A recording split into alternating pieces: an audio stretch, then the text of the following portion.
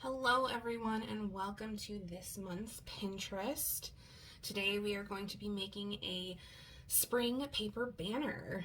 I know we just had some nice spring preview weather. Hopefully that'll come back. That'd be really nice. Anyway, in your kits you should have received a variety of pieces of paper. They're in a few different thicknesses and everything. If you have more paper at home that you'd like to use for this project, please feel free. This project has a lot of room for creativity, so if you've got bits and pieces at home, please feel free to bring those in. You should have also received some templates that you'll have to cut out. These are for banner pieces. If you'd like your banner in another shape, again, feel free to do that. You should have had a template for the letters, which I have already cut out. So you'll cut those out or with scissors, or if you've got a crafting knife at home, you can just cut out the inside and use the actual outline as a template itself if you wanted to like paint on it or use markers to fill that in. However you'd like the letters, or freehand it. That would probably look great if you've got some awesome like handwriting, lettering that you use. That'd be a really cool addition to this project as well. You should have also received some twine, some flowers. Some of the kits had ones that are kind of like stickers. Other kits had actual like floral pieces in them. It all kind of varied based on the type of paper you had. I kind of tried to coordinate colors so that they all looked cute. Some little sticky gemstones, and these, although they're glued in a row, you can pull them apart to stick them on individually. And then from home, you're going to need, like I said, those scissors or a crafting knife, X-Acto knife for cutting everything out. You're going to need some glue, depending on what type of floral pieces you have or whatever other things you want to add to your banner. Either regular glue, I'm just going to use like some Elmer's glue that I've got here, because I have the sticker flowers with the set that I'm using for the example. But if you do have those floral pieces, you might want to use hot glue or crafting glue, just some kind of glue. And that is pretty much it. Oh, and a pen or pencil. That's very important because you're going to be tracing. The last thing that you will need is, if you're going to be adding any other details, you want to make sure that you grab those supplies. And if you are going to use paint at home, just make sure that you're wearing clothes and in a space so that you can get messy. But paint is not required for this project if you don't want to. This one's actually, if you use everything that's in the bag and that's it, it's actually pretty quick and pretty simple, and it comes out super cute. So the first thing that you're going to do is you're going to cut out all of the templates for everything, and then you're going to decide which ones you want to use. There is plenty of paper in your kits. You're going to want to make sure you have at least 6 of the large pieces. That is your minimum of what you're going to need, because we want to be able to spell out spring on the banner. If you want to spell something else out, you can feel free to do that. So I've got my templates here. For my banner, I wanted to use the larger one of these. And then I also wanted to use the smaller one of these, kind of give it a little bit of a layered feel to it. So what you're going to do is you're going to take the paper that you want to trace on. You're going to flip it over so that we're tracing on the back side. And then you're going to lay your template on there. Grab your pen or your pencil. Whoop. And then you are going to outline on your paper.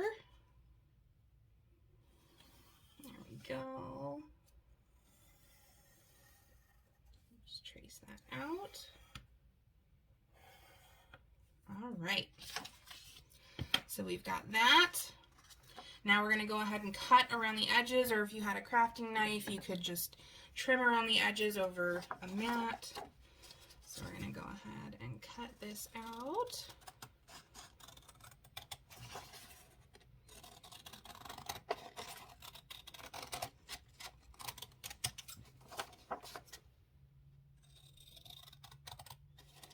And then once this is cut out, we're going to just flip it over.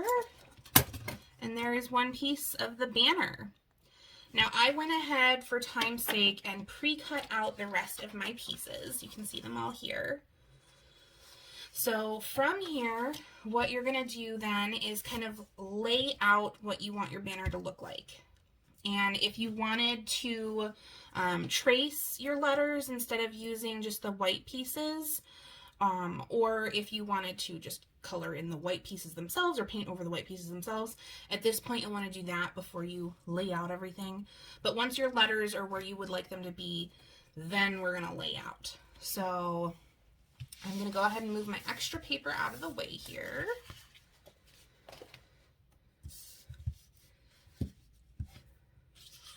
And then I'm going to see, do I like that better or that? I think we'll try this one. Once you have it lined up where you would like it, glue it together. You're going to add your letter. And then you can decorate around the edges however you'd like. I'm going to go ahead and put together all of my letter banners, and when we come back, I will show you how we are going to string it all together.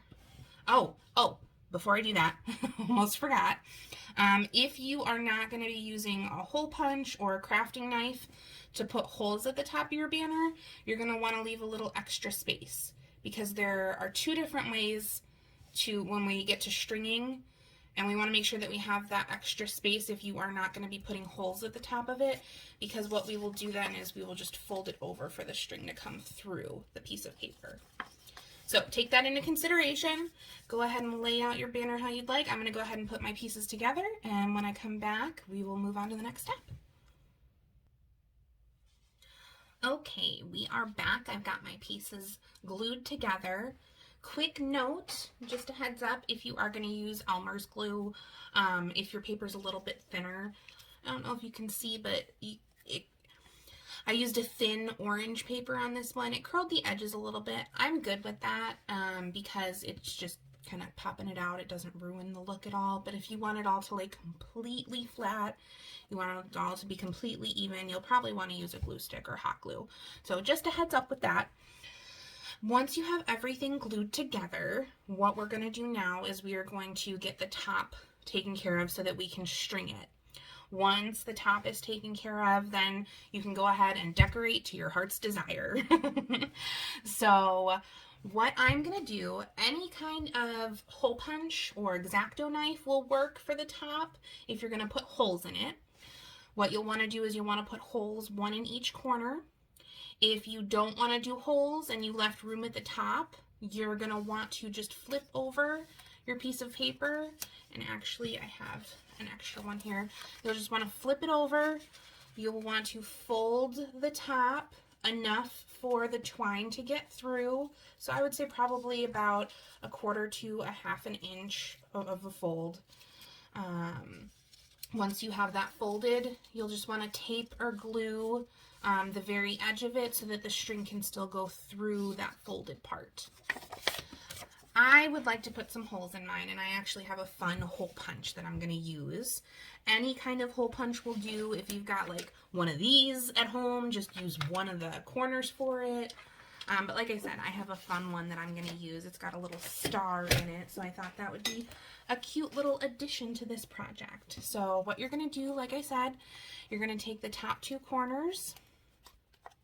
You are going to line it up in your hole punch.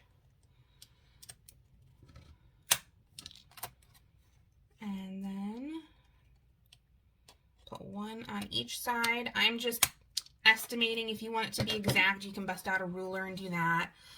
But now I've got my cute little holes here. Once you finish putting holes in all of them, you're going to take your twine, or if you've got another ribbon or string at home that you wanted to use for this, and what you'll want to do is you'll want to string it through the first one. So you're going to go down from the front, and then you'll come back and weave it back up through the back so that the twine is in back of it while it hangs. Once you finish punching and stringing all of your letters, then you can add, like I said, all your decorations. The paper is nice and decorative, so if you just wanted to leave it with the paper, you can do that. And then you have your spring paper banner. Like I said, this one's a really easy, fun one. You can get super creative with it. You can make it super easy, whatever you have time for and whatever you like. I'll show you a quick picture of my finished project at the end of the video. We would love to see finished pictures of your projects, especially because these are going to be so different from one another because every single person got a different set of paper and different props and everything. So if you want to send us a picture of that, the email address is programs@shorewood-troy-library.org, and I will have that email address up at the end of this, as well as that is the email that the video link came from. So you can always just reply to that email. Thank you guys so much for joining. I know this was a quick one, but I hope you had a lot of fun, and hopefully this brings a little bit of, spring brightness to your day, and hopefully we get that spring weather back soon too. Thanks for joining us, and hopefully I will see you guys next month. Thanks. Bye.